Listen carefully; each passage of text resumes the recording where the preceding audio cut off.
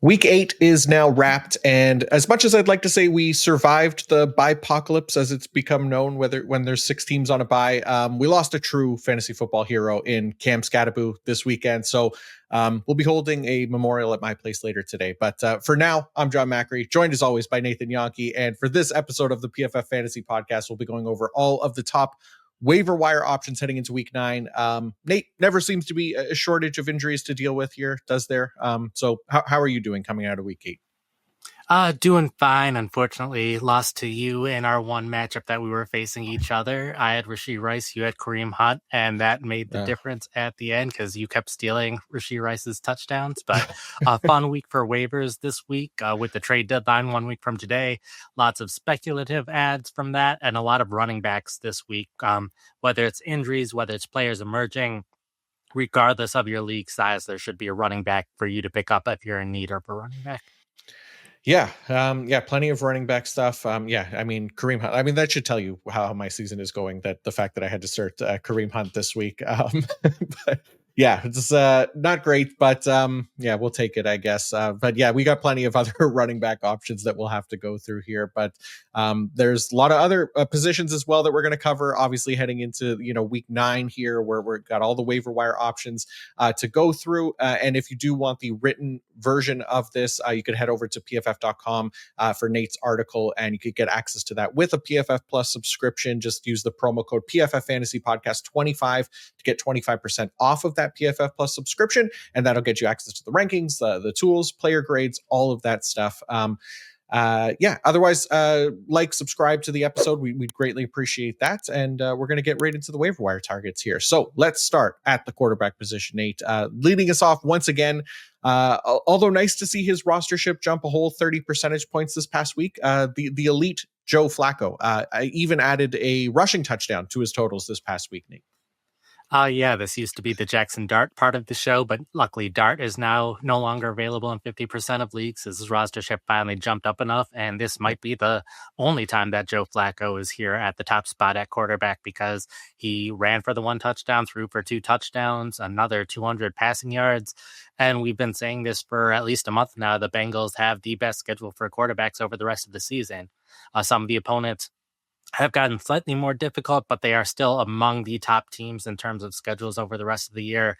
Favorable matchup this week against the Chicago Bears, third best schedule, and a lot of matchups where they are very favorable, and it's just a couple matchups where you don't want to start him, but you should be able to put him in fantasy starting lineups for most of the rest of the season and be pretty happy with the outcome. So while there aren't a ton of teams that need a quarterback this week because of bye weeks, it's just Jalen Hurts and Baker Mayfield. Flacco, someone that you can pick up whether you need a quarterback for this week or you need one for the rest of the season. Yeah, he's been great. I like to go over like his splits with the Browns and the Bengals. Last week I was looking at like the passing grades and stuff like that. But this week I'm just looking at like from fantasy performances. Like he was QB 32 weeks 1 to 4 when he was with the Browns as a starter. He's QB 6 the past 3 weeks here with the Bengals. That doesn't include the Monday night games, but either way, like very, very good, obviously. And the most important thing is that he has been spamming the Jamar Chase button, which we love. Jamar Chase has 53 targets over the last 3 weeks since Flacco has joined the teams, which is insane. It's 22 more targets than the next closest player over these last 3 weeks, which is truly nuts. Like the considering that 22 targets by itself ranks like 13th for the past 3 weeks as well for players. So for nothing else, we should be rostering Joe Flacco to support him in the way that he is supporting Jamar Chase right now. But also playing really well here. So like to see that from Joe Flacco. And then next up, we got JJ McCarthy, who probably can't get back soon enough because Carson Wentz is looking like he's done now for the year. He was really banged up on Thursday night, obviously. And McCarthy at least looks close because he was the emergency QB3 in week 8, meaning he could be back here in week 9. I'd expect him to play in week 9. I don't necessarily want to start him in week 9. If you need a quarterback specifically for this week, I would probably look for a different quarterback. But I have McCarthy here because of what he can potentially do long term. He was one of our favorite sleeper quarterbacks heading into the season, or at least one of my favorite, just because of the Vikings offense, the weapons around him, the remake offensive line, the coaching staff that's been a very pass-heavy coaching staff. So for all of those reasons, I liked McCarthy heading into the year. Yeah, he had a little bit of a slow start to the season. He picked things up in the fourth quarter of his first game and then got injured in the second game. So there's still a lot of variability in what he can do, but the Vikings also have one of the best schedules for quarterbacks over the rest of the season. Their toughest matchup remaining is the Seattle Seahawks, who rank 15th in fantasy points to quarterbacks this year. Every other matchup is very favorable for the Vikings. That includes facing the Dallas Cowboys, New York Giants, and Detroit Lions in the fantasy playoffs. So if McCarthy can build some momentum over this next month or so during the fantasy playoffs, his schedule is excellent. I also, in the 5 to add, 5 to drop, 5 to buy low, 5 to sell high, really emphasizing trying to buy the Vikings wide receivers right now for that same reason, because that schedule is excellent in the fantasy playoffs. For sure. And week 8, look, it wasn't like the best example of obviously what this passing game could be, but obviously Wentz was like literally hanging on by a thread in that one. So we've seen it, obviously, Sam Darnold, Kirk Cousins before him, right? So yeah, JJ McCarthy should be able to deliver and worth a shot here, especially with the matchups like you pointed out, Nate. Okay, you have Tua Tagovailoa here as a potential Week 9 streaming option, Nate, coming off a very surprising Week 8 game where he threw for 205 yards and 4 passing touchdowns. Something that I personally take great offense to, but I'll let you make your case for Tua here, and I'll whinge about Tua after that.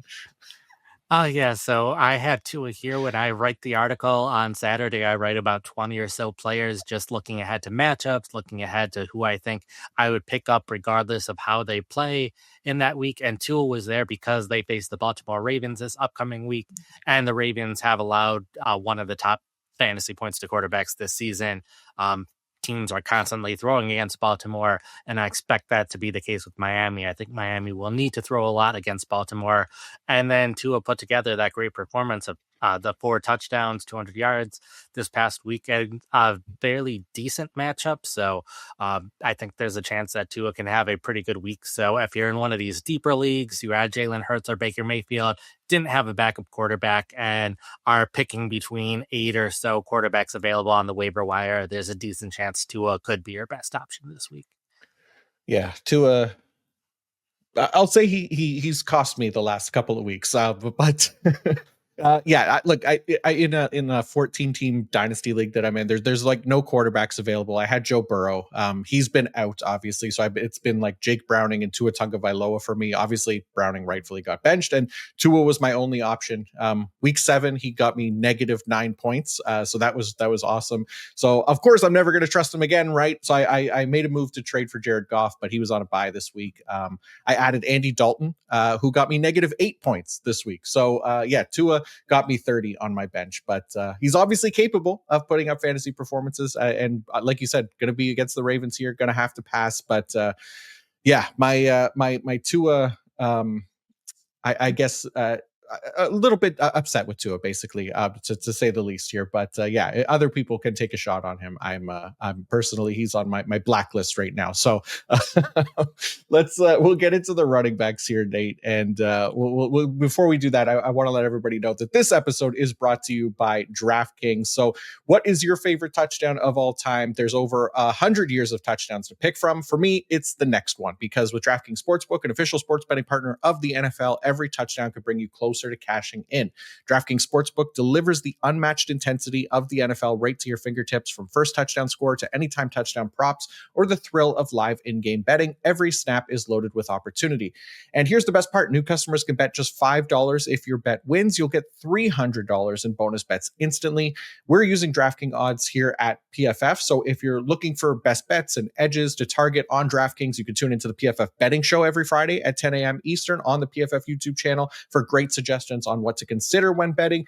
But your team hitting pay dirt pays out to you. Download the DraftKings Sportsbook app and use code PFF. That's code PFF for new customers to turn $5 into $300 in bonus bets if your bet wins. In partnership with DraftKings, the crown is yours. Gambling problem, call 1-800-GAMBLER. In New York, call 877-8-HOPE-NY or text HOPE-NY 467-369. In Connecticut, help is available for problem gambling. Call 888-789-7777 or visit ccpg.org. Please play responsibly on behalf of Boot Hill Casino Resort, Kansas. Pass-through of per-wager tax may apply in Illinois. 21 plus age and eligibility varies by jurisdiction. Void in Ontario. Bonus bets win to receive bets must win to receive bonus bets, which expire in 7 days. Minimum odds required. For additional terms and responsible gaming resources, see dkng.co/audio. Limited time offer. All right, Nate, let's head to the running back position now. And obviously, we're going to start with the Cam Scatterbo replacement, Tyrone Tracy, who is available in just over 50% of leagues. Obviously, he'll never replace Scatterbo in spirit, but maybe the workload will help, Nate. Yeah, Tracy took 28 of the final 36 snaps after the injury. I expect him to be the clear lead running back for New York. The only concern is if they make a trade for a running back, which I think is at least possible. I know the Giants aren't a team that record-wise look like they're playing for this year, but the coaching staff is probably playing for this year because they might not have a job if they don't do well enough this year. So I could see the team potentially trading for a running back, but if not, I expect Tracy to be the lead guy. Devin Singletary would be the player to pick up if you're in one of these deeper leagues where all of the handcuffs are always taken. Singletary should be the clear number 2 running back. I'm not expecting anyone off the practice squad or anything to be able to overtake Singletary. I know there were trade rumors around him. I don't expect him to get traded after this injury as well. It is worth noting the Giants have one of the worst schedules for running backs over the rest of the year, so I think Tracy is only going to be a borderline fantasy starter.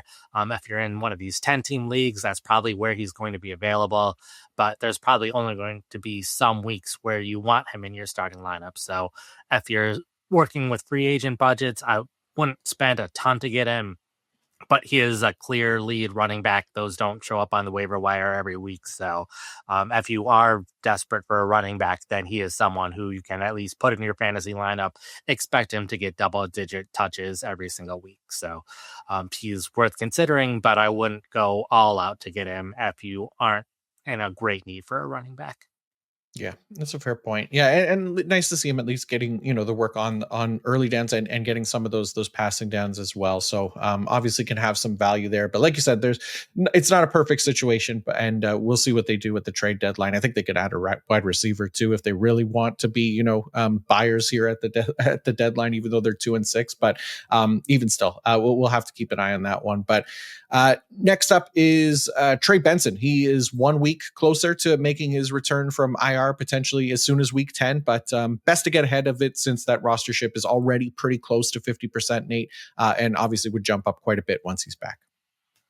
Yeah, with all the teams that had a bye week this past week, there were plenty of players dropped in several fantasy leagues, especially those who weren't playing last week. Benson is one of those players that was dropped in a fairly significant number of team or leagues last week. So it's worth checking to see if he's available. I think it's pretty clear that once he is back in the Cardinals starting lineup, he'll be the clear lead running back. I don't think any of the running backs in Arizona have played well enough to warrant being the starter once Benson is back. So they originally said 4 to 6 weeks, so they're already in that window. He's not eligible to return this upcoming week, but after that, he should be at least eligible to return. Whether or not he needs another week or two, that's fine. But general, if he's available on the waiver wire for you, I'd pick him up now rather than waiting a week or two because someone else will spot him if you wait. So pick him up now. Yeah, and hopefully, the team released obviously Michael Carter. What was it, yesterday maybe, or the day before, right? So they're maybe prepping for him to be back as soon as possible here. So as soon as he's eligible, that is, which is week 10. So that could be a positive here for Trey Benson. Tajay Spears continues to look decent, Nate, despite the team around him struggling quite a bit. But maybe more importantly is that he looks a little bit better than Tony Pollard right now, who has also been the subject of trade rumors. So Tajay Spears, rostered in just 36% of leagues, could be a nice option here going forward. Yeah, another player who's probably only available in 10-team leagues. So if you're in those 12-team leagues or deeper leagues, then just wait. There'll be plenty of other running backs we'll talk about. But Spears is someone who played more snaps than Tony Pollard this last week, which is fairly typical when the Titans are losing by a bit. Typically, they put their receiving back in more, and we expect that to be the game script in plenty of Titans games going forward. Spears has also had more rushing yards than Tony Pollard in recent weeks because He's been more effective on his runs, partially because he's running in less obvious run situations. So that certainly plays a role. But I think Spears, if Pollard remains in Tennessee, Spears has a chance to be the better fantasy running back out of Tennessee going forward because of the likely game scripts and a lot of these upcoming games. But as you said, they've been making trades. They made a trade earlier this week, traded away one of their defensive players. They are clear sellers at this point. So if a team wants Tony Pollard enough, I think they'll be able to trade for Tony Pollard, in which case Spears would be the clear every down back for Tennessee. So another situation where, yeah, the Tennessee offense isn't all that great, but Spears has been averaging the 24th most fantasy points per game over the past 3 weeks at running back. So he has been right at that borderline of being a fantasy starter. And if Pollard's not there, then Spears would probably be a weekly fantasy starter. So I'd pick him up now, regardless if Tony Pollard gets traded. But if Pollard does get traded, then Spears would have a lot of value. For sure. Yeah. And yeah, same amount of touches this week. Spears had the better yards per carry average, obviously scored a touchdown as well, saw more targets. So yeah, why not Tajay Spears here? And yeah, another team to definitely watch closer to the deadline is the Tennessee Titans. So next up, Dylan Sampson of the Cleveland Browns. Quinshon Judkins has an AC joint sprain. It has him considered day-to-day. It maybe means he doesn't miss any time since they have a week 9 bye. But on the chance that he does, Nate, Sampson is widely available. Oh, yeah, a couple scenarios where you want Sampson. One, like you said, there's the injury, a chance that Judkins might not be back. And Dylan Sampson was the clear lead running back after Judkins' injury this past week. Jerome Ford remained the passing down back. So I would expect Sampson to have a decent amount of fantasy value if Judkins does miss any time. Also would expect Sampson to see more playing time if Jerome Ford gets traded. Ford has been one of the running backs listed as a possible player who could get traded, in which case Sampson would see a pretty substantial increase in playing time. I would expect Sampson to be the third down back in that scenario. And then it's also just worth noting the Browns have one of the best schedules for running backs over the rest of the season. So Sampson is also a fine handcuff option right now. Even if Judkins is back after the bye week, there's a chance he suffers another injury at some point in the season, in which case Sampson would be the clear lead back for Cleveland.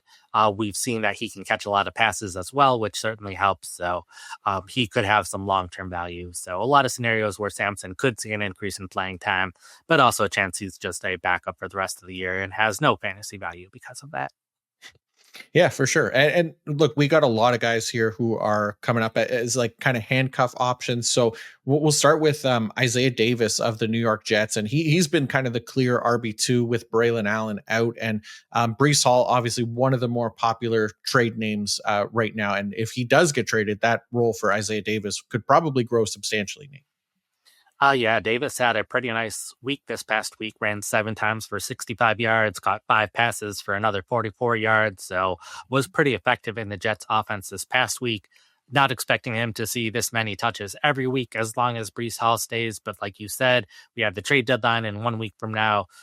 So there is a chance Hall gets traded. Maybe that's a little less likely after the Jets won a game and want to build some momentum off that. But the Jets should be a team that are more sellers than buyers at the trade deadline. And Breece Hall would be the best running back available if he is available to any team looking for a running back. So if Hall does get traded, Davis has been the only other running back in this offense seeing any playing time. So he would be the clear number 1 running back in the Jets offense in this scenario, unless the Jets trade for a running back while trading away Hall, which is at least possible. Fair. Yeah. Yeah. It's funny, right? Because Hall has definitely been like one of the most popular trade names, which honestly, it makes me feel like it won't happen because we're all expecting it. And it'd probably be, like you said, somebody like Jerome Ford or a Roshan Johnson or somebody like that ends up, being the only running back that gets traded before the deadline. But we'll see. Maybe we get a fun Breece Hall trade and that could open up some room here for Isaiah Davis. We'll find out. But Bam Knight is still an option, at least for one more week here in Arizona. Nate, we talked about obviously the possible return of Trey Benson coming here shortly, but that won't be in week 9. So for the time being, Bam could be in play for one more week. Oh, yeah, they play the Dallas Cowboys, so it's a very good matchup for them this week. So someone that I think can be in fantasy starting lineups. I know they released Michael Carter yesterday, like you said. Wouldn't be surprised if he lands back on the practice squad today and is a practice squad elevation or re-signed for Sunday's game, which I think is certainly possible. But even if that does happen, I still expect Bam Knight to get the majority of the carries in this offense. and have a good game against Dallas. So if you need a running back specifically for this week, Knight's an option. A chance Benson needs another week or two to return, so maybe Knight will have more value for a week or two after that. But I would primarily pick him up specifically for this week. Makes sense. Now Kyle Monangai, another handcuff, this time in Chicago. He's kind of been the clear option behind DeAndre Swift. He's getting a decent enough workload, but he also comes with some of that, just in case value as well, Nate. Yeah, it's been getting closer and closer to a 50-50 split. There was just a snap or two difference between Swift and Monangai this past week, so it's been good to see that split happen. He is someone, again, if you're looking for a running back specifically for this week, I would consider. They're playing the Cincinnati Bengals, who have allowed the most fantasy points to running backs this season. Just mentioned Isaiah Davis having a good game. Both Isaiah Davis and Breece Hall had over 100 yards against the Bengals defense this past week. So it is very clearly possible for two running backs to have a good game against Cincinnati. So if you need a running back this week, I think that's an option, but also long term. If you're in one of these deeper leagues, I think he can be that borderline fantasy starter. If you need someone in the flex spot or start three running backs for whatever reason, Monangai is getting a decent number of opportunities week in and week out. So if you were to rank all of the backup running backs in terms of weekly fantasy production, he is near the top of that list. Yeah, and like you said, this week, I mean, the Bengals defense has been not great. So we'll definitely be able to take advantage of that with some of our offensive players going against them, and Kyle Monangai could be one of those guys as well. But speaking of the Bengals, Nate, we've had Taj Brooks as the Bengals handcuff option for a while now, but it seems like Samaje Perine has kind of changed that perception. He's played well over the last few weeks and is now the waiver target option here in Cincinnati, just in case something happens to Chase Brown. Yeah, we saw early in the season, Samaje Perine was in the exact same role he was in a couple years ago with Cincinnati. Third down back, 2-minute drill back, not seeing much playing time outside of that. But as the weeks have progressed, especially with Chase Brown struggling early in the season, Samaje Perine's playing time on early downs has slowly but steadily increased. Saw a pretty substantial increase in early down snaps this past week. I was playing closer to 30% of those snaps, where it had been 20% or less throughout every game earlier in the season. So it looks like they want to get Perine involved more in the offense. It was working for them. It was working for them a week ago when they started to do it a little bit more. It's allowed Chase Brown to be on the field a little less often, and that's helped make him more effective. And Samaje has also been effective when he's run the ball, averaged over 10 yards per carry this past week. So I think there's a chance that this becomes more of a two-man backfield. And similarly, because the fact that Perine's getting more involved and has been playing well on offense, and Taj Brooks has not been involved in any game on offense outside of the one game Samaje suffered an injury, I would expect if Chase Brown were to suffer an injury, that Samaje would be the starter. Taj Brooks would get rotated in pretty significantly in order to get Samaje a lot of rest. But I think Samaje would probably be the running back I'd rather have over Brooks in the case that Chase Brown suffers an injury. So I think in some of these deeper leagues, especially 12, 14 team leagues, Samaje is worth picking up. And they especially have a 3-game stretch later in the season where they play Baltimore, then Buffalo, then Baltimore again. Those are opponents where they could easily fall behind pretty early and need to throw the ball a lot. Those are games where Samaje Perine will be on the field a ton in those games. So not someone I would probably want to start in my normal 10 or 12 team leagues, but in some of these deeper leagues where you have to get desperate at running back sometimes, there are going to be weeks where Perine might be the better fantasy option of the two Cincinnati Bengals running backs. Yeah, I like it. Okay, and then in New Orleans, obviously Kendre Miller, he's done for the season. We saw Alvin Kamara get a little bit banged up this past week as well. So Devin Neal, another rookie here, makes the list. Nate, what do you think about Devin Neal in New Orleans? I was surprised to see him get a pretty significant amount of playing time this past week after Kendre Miller suffered his season-ending injury. Neal was the backup, but he didn't see a ton of snaps last week. And I thought, if anything, it could be a case where Taysom Hill gets more involved in the run game, because we've seen in the past him get 5 to 10 carries in games before. So there have been times where Taysom Hill was the basically backup running back for the Saints. And I thought that might be the case going forward. Instead, it was Neal who was rotating in a decent amount in the first half of the game, but in the second half, Neal played more than Kamara did. So the Saints are another one of these teams that are playing more so for the future. It probably makes sense for them to find out what they have in Neal over the second half of the season. And Kamara is not the future of the position. So while I don't think Kamara is going to get traded because he has made it fairly clear that he does not want to get traded, he would retire rather than play for another team.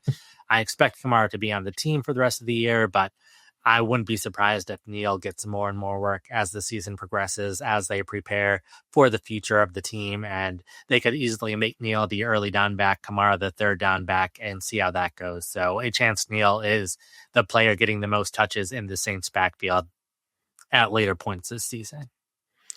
Yeah, and look, it was obviously a blowout too. Like not necessarily.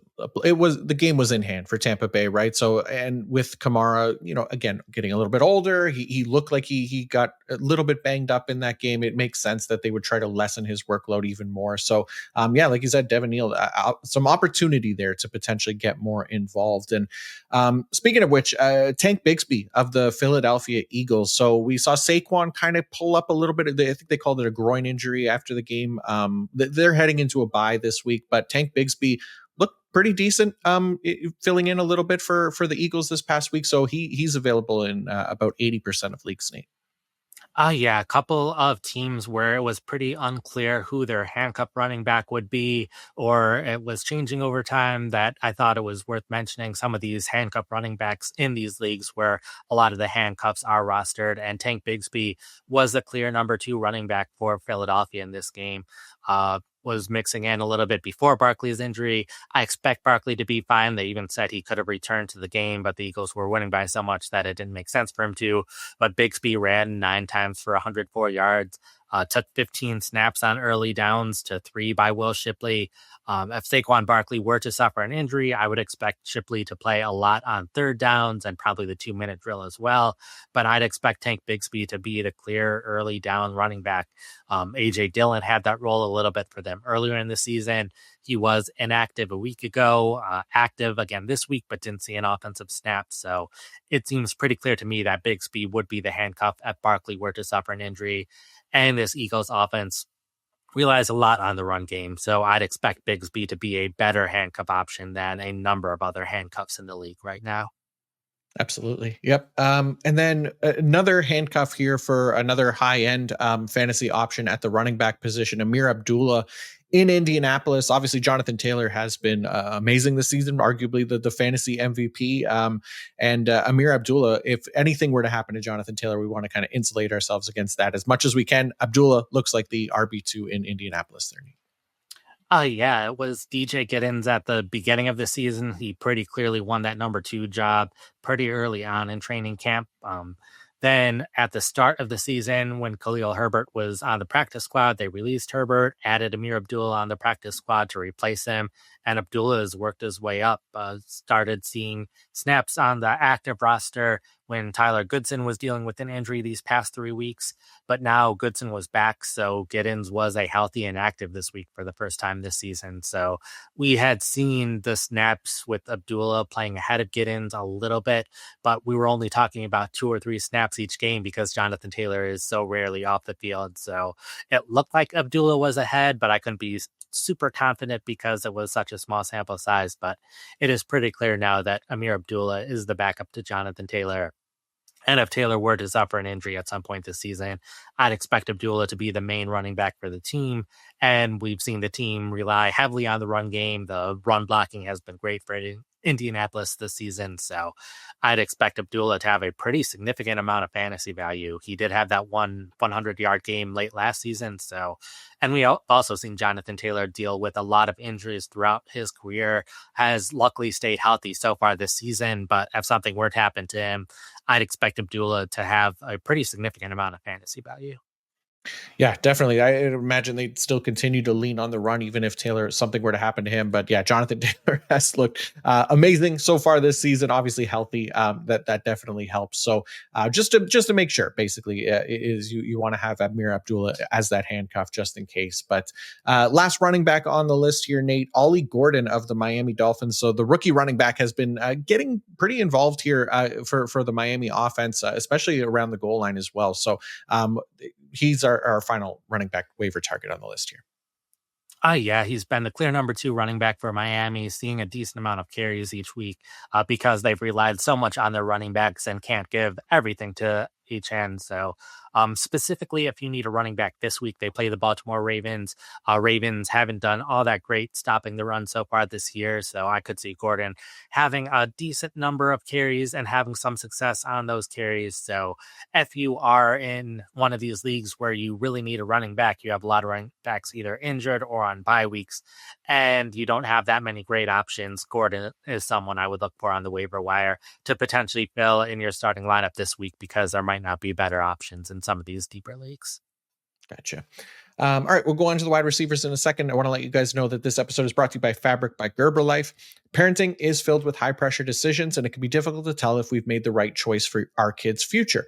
But here's a simple decision you can make today that can have a meaningful impact on your kids' future: opening a UGMA kids investment account with Fabric to start their investment journey early and give them a financial head start. Fabric by Gerber Life was designed by parents for parents to make it easy to plan for and manage your family's financial path. With a kids investment account from Fabric, you can start investing in your child's future today. It's all online, and setting up an account can take you just 5 minutes. Get started investing with as little as $1 a day, then manage your child's account and monitor their investments right from your phone. There are no contribution limits, multiple tax advantages, and they're SIPC insured up to $500,000, plus no commission fees and just a low flat monthly maintenance fee.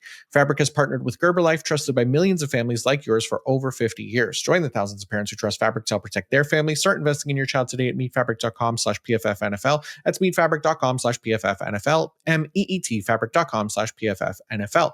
Portfolios managed by Fort Washington Investment Advisors Inc. Additional services provided by Apex Clearing Corporation. All investing is subject to risk. Learn more at meetfabric.com. Okay, on to the wide receivers now, which is led off by someone called Troy Franklin of the Denver Broncos. Certainly not someone I've ever heard of or have been hyped about. So surprising to see him deliver 89 yards and 2 touchdowns on Sunday. Interesting stuff, Nate. What can you tell us about this young Franklin whippersnapper?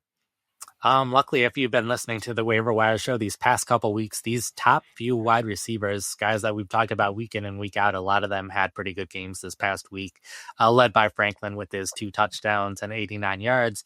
His playing time has slowly but surely been on the rise a little bit each week. Still not playing as much as he was those first couple weeks of the season, but ideally his playing time starts to increase. There's certainly room for him to be more of a regular wide receiver in this offense rather than playing just over 50% of snaps. But if his playing time starts to increase, that leaves the door open for him to have even bigger games going forward. Could be the top wide receiver in the Broncos offense. Cortland Sutton has had a pretty good season so far this year, but I think there's room for Troy Franklin to potentially overtake Sutton as the top option in the offense. And the offense has played pretty well in recent weeks after having a slow start to the season. So, yeah, they're not going to play the Dallas Cowboys every week. So maybe it'll be a little bit harder for Franklin going forward, but he is still the top option based on how many good games he's had so far this year. I like it. Okay, for the second week in a row, Chimere DK finds the end zone, leads the team in receiving yards. Maybe the Titans have found their consistent receiving option here, Nate. Yeah, he won me over based on his usage this past week. The team released Tyler Lockett last week. He's going to the Raiders, so DK ended up being the clear slot receiver on every play. His role had been slowly but surely increasing, and that he was fighting with Tyler Lockett for those snaps in the slot, and now he was the clear slot receiver over the course of the entire game. But what really surprised me this week was in 2 wide receiver sets. We had seen Van Jefferson take over for Ridley while Ridley's been injured. But instead of Jefferson playing in a lot of those 2 wide receiver sets, it was DK playing in those 2 wide receiver sets with Alec Ayumnor. So DK was the top Titans wide receiver for a second straight week, I think there's a chance that even when Calvin Ridley is back in the offense, we could see DK play over Alec Ayumanor in those two wide receiver sets because of how well he's played these past 2 weeks. So we've been waiting for a Titans rookie wide receiver to really emerge in this offense. And it looks like DK's become the wide receiver who's going to be the one emerging over the second half of the season. So he's available in over 95% of ESPN leagues. So I'm going to be looking to pick him up in a lot of leagues this week. Yeah, I look. It definitely looks like he's the most effective one right now. And like you said, Alec Ayuman, or maybe there's a chance that he goes back to the taking over in two wide receiver sets. But we talked about it even a little briefly last week, right? Where even if DK is playing only in three wide receiver sets, like it's not like a huge concern for this team specifically because they spent so much time in 11 personnel. I think they were the highest rated 11 personnel team in the league coming into last week, and that didn't change with Brian Callahan fired either. They were still second in that regard in week 8. So definitely room here for DK to be a consistent contributor. And the next name on the list, we've talked about Alec Pierce quite a bit on the show, had himself a nice game in week 8 with 69 yards and continues to be a good deep option in Shane Steichen's offense. Nate.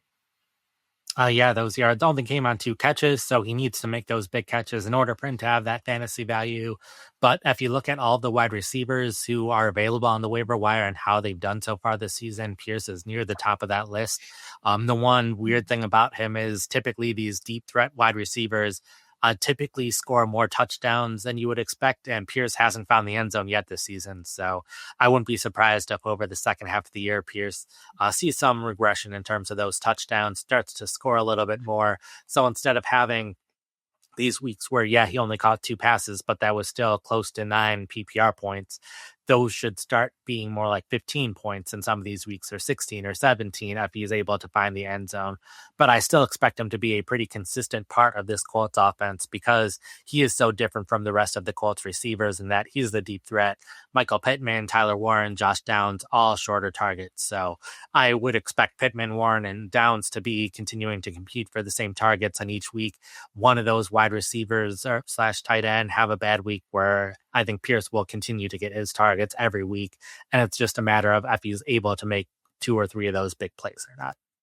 Yeah, and definitely do for at least a touchdown in there. Some positive regression in that regard, because like you said, the deep targets are absolutely there for him, and we're going to see him break one of those for a touchdown here again soon. Now, Kayshon Boutte is also still widely available, and he had himself another great game in week 8, found the end zone again to go along with 75 receiving yards. So Kayshon Boutte still pretty widely available as well, Nate. Yeah, he just keeps scoring touchdowns. He is making those big plays like Alec Pierce, but is finding the end zone.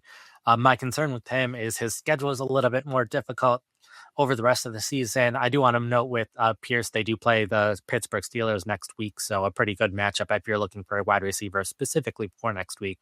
But Kayshon, the thing with him is his playing time has been consistent. His targets just hasn't always been as high as we might like. But he is still a young wide receiver. There's a chance that distribution in targets changes over the second half of the season. I could see him getting a higher target rate where I don't think Pierce is necessarily going to see a higher target rate this season. So I think Kayshon's upside is probably higher, but I wouldn't be surprised if Pierce ends up being the better wide receiver over the second half of the season. But he is someone that I would want to pick up, have him on my bench, and see if that target rate increases. And if it does, then he will become a weekly fantasy starter. Yeah, and look, if he keeps scoring touchdowns as well, like that's obviously huge. 3rd week in a row that he's found the end zone, and now 4 touchdowns in 3 games, 5 on the year for Kayshon Boutte.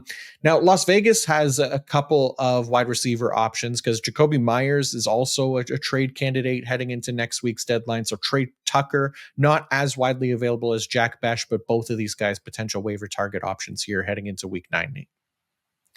Yeah, I would expect Myers to get traded because he was asked if he wanted to get traded within the last week or so, and he made it pretty clear he still wants to get traded. To complicate matters a little bit, the Raiders also just signed Tyler Lockett, and all 3 of these wide receivers are the types who can play the Z receiver role or play in the slot. We saw 2 weeks ago when Myers was out with injury, Tucker and Besh were rotating who was in the slot, who was playing Z. Now Lockett joins that rotation. I would expect Lockett to see at least some playing time. So it'll depend on if he's taking snaps from Tucker. If he's taking snaps from Besh, it's possible that Besh goes back to being the X receiver in that case, in which case Dante Thornton, goes back to being on the bench. So it'll be interesting to see how they rotate these receivers. But if Jacoby Myers gets traded, there's definitely room for a new number one wide receiver in Las Vegas. Tucker is one of those players who he is the clear top wide receiver in terms of production among those on the waiver wire. It was just they had their bye week last week. A lot of players were cut because of all the bye weeks, and Tucker's one of those players who was released in a lot of leagues in order to make room for another player. So it's worth checking to see if Tucker's available. If so, I would definitely want to pick him up. And Besh is someone who could have a larger role over the second half of the season, especially if Myers gets traded, but available in a lot more leagues. Yeah, and we'll see how Tyler Lockett factors in, right? Obviously, has the familiarity with Pete Carroll. They spent basically their entire career, or at least Tyler Lockett, most of his career with Pete Carroll, right, in that offense. And just, I don't know. We'll see how effective he is at this point in his career. He's really struggled this year when he was with Tennessee. But again, that offense as a whole struggled. But we did see the decline from Tyler Lockett even last year as well. So, there's definitely some options there if Jacoby Myers gets traded. Calvin Austin has been operating as the Pittsburgh Steelers wide receiver 2 this year when he's in the lineup. So he makes the list this week, Nate. Any concern for Austin's role with them also trading for Marquez Valdez-Scantling to reunite with Aaron Rodgers? I'm not too concerned about Valdez-Scantling because Austin has been the clear number 2 wide receiver for them when healthy. He missed 2 weeks in there, came back this week, basically went back to the same role that he had before, which was good to see. And they've just had no consistency of who their number 3 wide receiver is, who their number 4 receiver. A couple of different guys rotating. Roman Wilson did have a decent game, but I'd expect Valdez-Scantling to more be part of that rotation. He does have some familiarity with Aaron Rodgers. Both of them played for the Packers, so that does impact things a little bit. But the Steelers were also looking to make a trade for a wide receiver for a bigger name, and Valdez-Scantling was someone who was just freely available because the 49ers released him after some of their wide receivers got healthy. So this might be a better case scenario than the Steelers trading for a bigger name wide receiver, like they could have been one of the teams for Jacoby Myers. So I don't expect Valdez-Scantling to have this very high target rate, where Austin should be someone who sees a lot of targets. And specifically this week, playing the Indianapolis Colts, a team where most offenses are falling behind against Indianapolis, have to throw the ball a lot, and the Colts secondary has been vulnerable at times. So if you need a wide receiver this week and are in one of these deeper leagues, I think Austin is a fairly good option. Nice. Okay, and then Parker Washington for the Jacksonville Jaguars. He's kind of been operating as the wide receiver 3 there right now. There's also Brian Thomas Jr. trade rumors, which I just don't believe. That would be shocking, I think, at this point. But even still, Parker Washington has been operating as the wide receiver 3, but also pretty involved in that offense, and he's been effective so far this year, Nate. Another team that was on the bye week last week, and we saw Washington play ahead of Diami Brown in 3 wide receiver sets. I'm not sure how much of that was Brown dealing with an injury, but Brown was still part of the rotation, playing a bit in 2 wide receiver sets. If Brian Thomas Jr. were to get traded, I'd expect Parker Washington to be the number 2 wide receiver in Jacksonville, and especially in 2 wide receiver sets where Travis Hunter isn't playing in 2 wide receiver sets currently. That would be a big opportunity for Washington. I don't think Brian Thomas Jr. gets traded, but there is a chance that he does. And it's a case where there's only 1 week until the trade deadline. So you can always pick up Parker Washington now. If he does not get traded, then you can drop Washington in a week from now. So like the Scott Fish Bowl, for example, is a league where I picked up Washington just in case, and I will drop him in a week from now if Brian Thomas Jr. does not get traded. Fair. Yeah. I think you'll drop him in a week from now. I would be shocked if that was a trade that happened. But we'll see. Like you said, you never know. All right. Saints wide receivers, they've been the subject of trade rumors as well. These ones feel a little bit more likely. Guys like Chris Olave, Rashid Shaheed specifically. So Devon Vele makes the list here as well. Pretty widely available, Nate. Yeah, he's been their number 4 wide receiver. He's the taller slot receiver, and we have seen a history with this offensive coordinator throwing passes to wide receivers in the slot. So I think Bailey could have an opportunity to have a pretty big role in the Saints offense if one of the wide receivers gets traded. Hasn't done much so far this year, but this is for more of these deeper leagues where 14 team, 16 team leagues where the guys on the waiver wire are whoever scores any amount of fantasy points. So I think Bailey could have some value in some of these deeper leagues if you're looking for a wide receiver and you haven't been able to find one recently. Fair. Yeah. All right. Let's go to the tight ends now. Leading off the tight end waiver target list is Isaiah Likely, who we had hoped to see more of coming out of their bye week. This was coming out of their bye week this week. So did the usage give us any of that change that we were maybe expecting to see more likely on the field this week, Nate? It was less this week. It was interesting in that Patrick Ricard was back at fullback. He had been injured for all of the season so far this year. So we really saw a lot of the usage jump back to what we saw last year. Likely and Kohler playing in 22 personnel, Kohler playing in 21 personnel, a lot of Andrews and Likely in 12 personnel.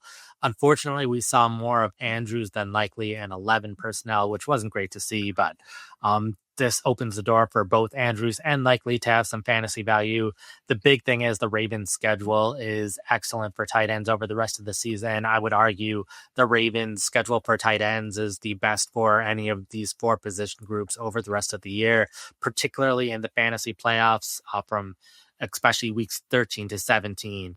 4 of their 5 opponents are in the top 3 at allowing fantasy points to tight ends. So it's just excellent matchup after excellent matchup. Even that 5th matchup in that 5-game stretch is a favorable matchup, just not a top 3 team. So even if Andrews stays with the team, I think there's a chance Andrews and Likely could both have good ends of the season, especially with Lamar Jackson back. The fact that Lamar Jackson has been missing the past few weeks means I don't care too much of how the tight ends have performed these past few weeks with the backup quarterbacks. And there is a chance that Mark Andrews gets traded. There are at least some teams looking for a tight end. The Broncos are a team that are rumored to be looking for a tight end. There's a chance Andrews gets traded for the same reason that there's been a chance these past 2 years or so, and that Andrews, nearing the end of his career, they have Likely who they think can be an all-pro tight end, and they have a lot of overlap in what they can do and the snaps that they play. So if Andrews does get traded, the Ravens have enough players on offense that can fill in and Likely would then be a weekly fantasy starter in that scenario.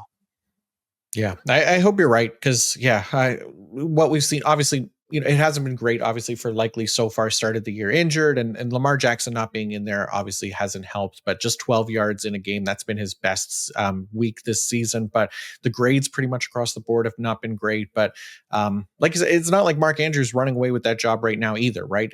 By far the lowest grades of his career so far too, like 61.1 overall grade, when his previous low was his rookie year with 73.5. And then the same thing with his receiving grade, 59.2 receiving grade for Mark Andrews. His previous career low was his rookie year again, 75.5. So he's like 30th or lower for his position in both of those marks. And like you said, you referenced it, right? The coaching staff thinks that Isaiah Likely could be an all-pro, and we know that Mark Andrews is nearing the end of his career. We haven't seen them try to make that shift just yet, but maybe there is some room here for them to do that in the weeks ahead. We'll find out. But hopefully we're seeing better weeks from Isaiah Likely. AJ Barner of the Seattle Seahawks, he's coming out of a bye week. He's got 4 touchdowns on the year as well. He's been somebody that we've talked about a few times, but still widely available as well, Nate. Yeah, like right now, I think the tight ends that should be rostered in most leagues are rostered in most leagues. So starting to talk about some of these deeper leagues here, but Barner averaging 9.1 PPR points per game this season, which is 19th best among tight ends. So he is in that clear tight end backup conversation. He has graded very well for us among the top graded tight ends in terms of receiving so far this season. So he is playing very well. The problem is the Seahawks are a run-first offense, and Jackson Smith-Njigba is seeing all of the targets, and Elijah Arroyo is taking some of those third down snaps. So ideally, Barner can earn a higher target rate. Hopefully, over the bye week, they have seen how good Barner is playing, and that leads him to get a little bit more involved in the offense, in which case he could be that borderline fantasy starter. But he is someone I would pick up more so for his talent right now and how well he is playing, rather than someone that I would instantly put in my fantasy starting lineup. Nice. Okay, you've got Darren Waller on the list. I'm going to assume he'll be on the list for a while because he's on injured reserve now, but I know you like his potential for when he's eligible to return, Nate. Yep, on injured reserve, so he's definitely going to miss the next couple weeks. We don't know for sure that he will be back at that time, but he's another player where the schedule during the fantasy playoffs is very good. Five favorable matchups for the Dolphins right near the end of the season, includes matchups against the Pittsburgh Steelers, Cincinnati Bengals in the fantasy playoffs, two of the top three teams at allowing fantasy points to tight ends. So Waller is someone who probably isn't going to help you until the fantasy playoffs, but once the fantasy playoffs hit, if he can be healthy in that short window of the fantasy playoffs, he has the potential to be a league winner during that time. So if you have the either IR spot to spare or just the bench spot that you can spare and potentially need a tight end in the playoffs, Waller, I think, can be in your starting lineup for those 3 weeks. Nice. All right, Nate Mason Taylor continues to probably be the most consistent non-Garrett Wilson Jets receiving option in New York. They're heading into a bye this week, but should be back and ready to keep going in week 10. Yeah, he's been a bigger part of the Jets offense since week 4, averaged 10.2 PPR points per game since then, which ranks 16th among tight ends. So not quite in that tight end one range, but he is still right at that borderline based on how many targets he's seen recently. So I think if you need a tight end, especially in the short term with Garrett Wilson dealing with an injury, not sure if he'll be back this week or if he is back, might not be 100%. Josh Reynolds, who had been the number 2 wide receiver, he's on injured reserve right now. We've got the Breece Hall trade rumors as well. So Taylor's someone that in the short term, if you need a tight end, not necessarily for this week, but in the next couple weeks, if one of your tight ends has a bye week or dealing with an injury, then I think Taylor is an option. Thanks. Yeah, and good to see him score his first NFL touchdown this week as well. So there's some potential there for Mason Taylor for sure. And then lastly, there was no Cole Kmet for the Chicago Bears this week. So Colton Loveland played a career high 81% of snaps on Sunday, got 5 targets, catching 3 for 38 yards. But the main thing is the increased opportunity for the top 10 pick, Nate. Yeah, it was good to see him on the field as much as he was consistently on the field in 2 wide receiver set or 2 tight end sets, consistently on the field and 11 personnel on third downs. It was just some of those early down snaps where he was off the field where they were likely to run the ball anyway. So pretty ideal usage for a tight end with Cole not playing. I think there's a chance Loveland can continue to see more playing time even when Cole Kmet is back. And I'll be curious to see if that ends up happening. The Bears also face the Cincinnati Bengals this week. So if you need a tight end this week and are in one of these deeper leagues, I think he's an option specifically for this week, but also just someone where it's good to take a chance on some of these rookie players who maybe haven't panned out in the first half of the season, because we've seen plenty of rookies who don't work out in the first half of the season, do work out in the second half of the season. So if you have those spots on your bench, we're starting to make our way through bye weeks where we're not quite halfway through all of the teams having buys, but it's getting to a point where you want to use those bench spots on these rookies who could break out rather than players that necessarily need to be in your starting lineup. So Loveland, someone that I would also just stash just to see how he does over the second half of the season. Nice. Yeah, like that for sure. But that's it for this week. So thank you to everybody who tuned in. Good luck on your waiver wires and filling in some of those holes. Obviously, again, the injuries never stop, but yeah, we can definitely stay locked in and try to fix that as much as possible here, especially by paying attention to the waiver wires and articles over on pff.com, which is powered by the best data collection team in the multiverse here at PFF. So Nate, please let everybody know what you have going on over at pff.com this week. Sure. So I have the recap articles up after every single game, have the usage and production report. So if you haven't checked that out, as the weeks go on, it becomes more and more valuable because you can start to see the trends of what's happened with players over time and who's increasing, who's decreasing. So any player that we didn't talk about that you want a little more information on, I would definitely check out the usage and production report. Have the waiver wire, have 5 to add, 5 to drop, 5 to buy low, 5 to sell high. We are getting close to not just the NFL trade deadline, but also fantasy football trade deadlines are within these next couple weeks. So if you want to be making a trade in your leagues, especially if you're one of those teams that already looks pretty secure for the playoffs, talked a lot about players who either have great matchups in the fantasy playoffs or don't have great matchups in the fantasy playoffs. that you want to be trading for or trading away. Also have rest of season rankings, have dynasty rankings going up tomorrow. We'll have rankings for next week up on the site today, and then we'll start it up again next week, have start set, and then all the same articles as usual. Thanks, love it. And yeah, you could get access to all that with the PFF Fantasy Podcast 25 promo code to get 25% off, and that'll get you access to all of Nate's articles, everything that I got coming out this week as well. IDP Fantasy Report, that'll give you all the snap shares and waiver targets on defense, plus a lot more in there. IDP rankings, wide receiver man zone coverage report, and the red zone report as well. All of those things you could get access to with PFF Fantasy Podcast 25 for 25% off a PFF Plus subscription. I'll see everybody on Thursday morning for the IDP Start Sit show. Good luck in week 9. And until next time, peace out.